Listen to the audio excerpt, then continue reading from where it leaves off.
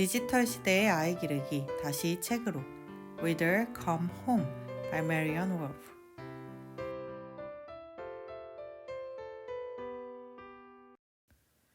이번 영상에서는 메리언 울프의 다시 책으로 원서의 일부분을 소개해드리면서 디지털 시대에 왜 아이에게 책을 읽어주어야 하는지 함께 생각해 보려고 합니다.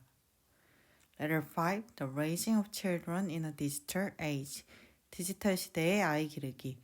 2015년에 미국의 한 보고서는 3세에서 5세 아이가 디지털 기기를 쓰는 시간은 하루 평균 4시간이라고 밝혔습니다. 아이들이 이렇게 영상에 많은 시간 노출되었을 때 어떤 영향을 받게 될까요?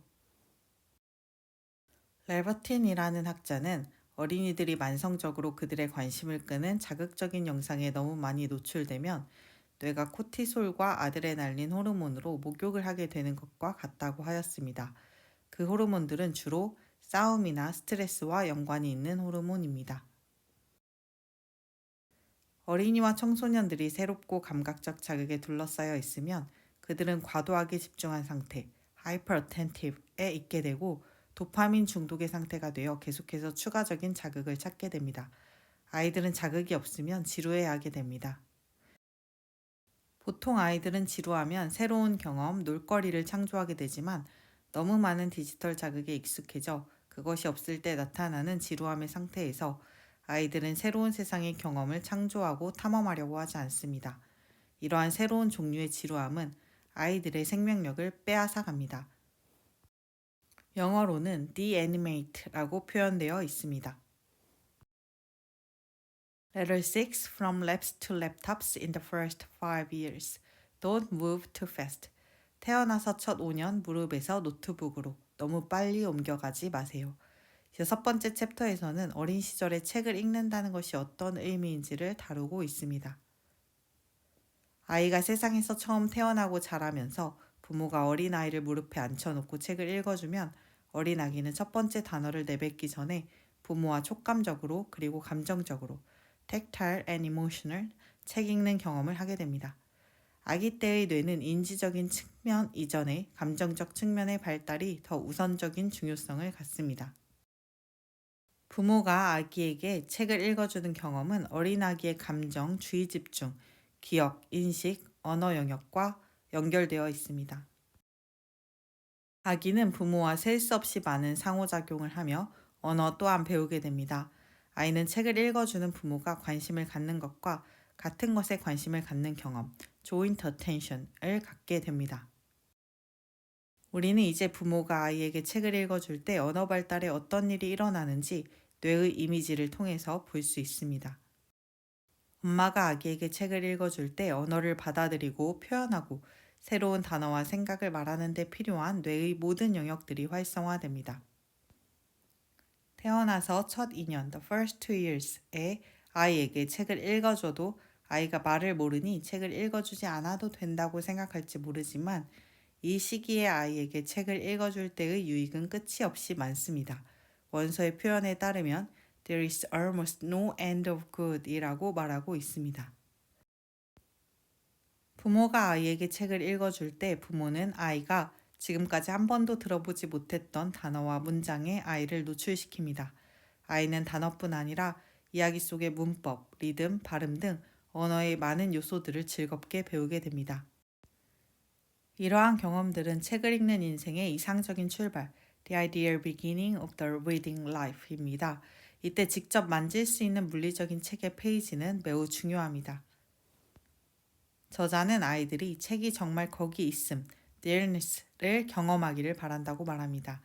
어린아기에게 책 읽기란 어린이들의 언어적 이해만을 의미하는 것이 아니라 그들이 책을 보고 냄새 맡고 듣고 느끼는 것을 의미합니다. 책을 실제로 보고 듣고 만지는 것은 어린아이들의 다중감각과 언어감각이 연결되게 합니다. 어린아이들에게 사람에 의한 언어적 입력이 더 좋다는 것은 직관적인 것, intuitive한 것입니다. 사람이 아닌 기계로부터 나오는 음성은 한 명의 특별한 아이에게 집중된 것이 아닐 뿐더러 아기의 눈동자와 귀에 관심을 가질 수도 없습니다. 이 당연한 사실을 증명해야 한다는 것은 매우 안타까운 일입니다. 이후 아이의 읽기에 대한 성취를 예견할 수 있는 지표, predictor는 부모가 아이에게 얼마나 많은 책을 읽어줬는가 하는 것입니다. 이것은 읽기에 대한 이전의 40년 연구 역사를 통해 밝혀진 사실입니다. 하지만 디지털 기기를 아이가 클 때까지 완전히 금지하는 것은 그렇게 좋은 방법은 아닙니다. 아이들은 금지할수록 그것을 더 좋아하는 아담과 이브의 자손이기 때문입니다. 다만 디지털 기기는 선반 위의 여러 가지 선택지 중에 하나가 되어야 하며 그들의 최애, favorite이 되지 않도록 주의해야 합니다. 그 다음으로 2살에서 5살 사이는 언어와 생각이 함께 비행하는 시기입니다. Between 2 and 5 years, where language and thought take flight together.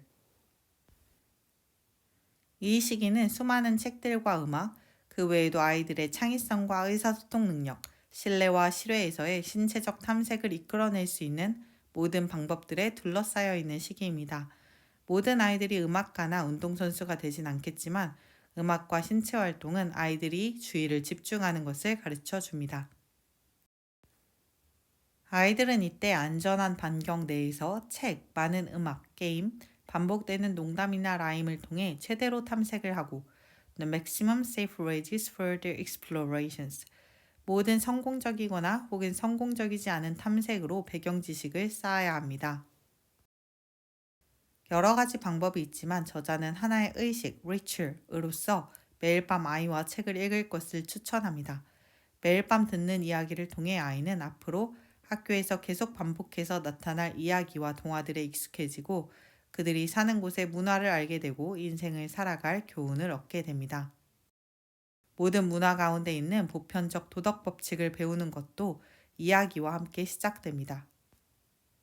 어릴 때 듣는 이야기에 의해 아이들은 공감, 엠퍼시를 배웁니다. 이야기 속에서 배운 공감은 어린아이의 세계를 확장시켜 아이가 필수적인 인간의 가치를 곧 친절함과 다른 사람에 대한 동정심, kindship and sympathy with others를 배우게 합니다. 이야기에 의해서 전해진 공감적 상상력은 아이들이 평생에 걸쳐 가지고 가는 마음이 됩니다. 6번째 챕터의 마지막 부분에 교육열이 높은 한 엄마의 이야기가 소개되는데요. 그녀는 이 책의 저자인 메리언 울프 교수님의 모든 책을 다 읽었다고 이야기하고는 5달에서 6달쯤 된 작은 아기를 무릎에 앉히고 어린아이에게 조금 버거운 닥터 수스의 책을 열심히 읽어주기 시작하였습니다.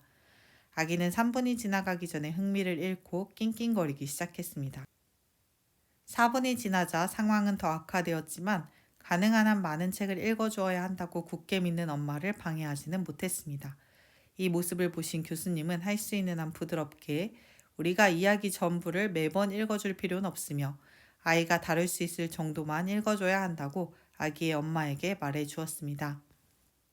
교수님은 아주 작은 아이에게는 단순한 그림책이 더 좋을 수 있다고 알려주었습니다. 책이 좋다고 해서 아이에게 맞지 않는 책을 강요하는 것이 아니라 공유된 관심, shared attention이 한 세대에서 다음 세대로 이어지는 언어로 추는 춤의 시작, the beginning of the great dance of language입니다. 지금까지 뇌과학자인 메리언 울프 교수님이 들려주는 설득력 있는 이야기를 통해 아이들에게 종이책을 읽는 것이 얼마나 중요한 일인지 배워보았습니다. 디지털 시대에 당연히 책보다는 화면 속 영상이 재미있을 아이들에게 책 읽는 삶을 선물한다는 것이 쉬운 일이 아닌 것은 분명합니다. 하지만 교수님의 말대로 우리 아이들이 디지털 시대 속에서 더 사람다운 사람으로 살아가도록 아이와 살을 보비며 함께 책을 읽는 추억을 더 많이 만들어 가야겠다고 다짐해 봅니다. 들어주셔서 감사합니다.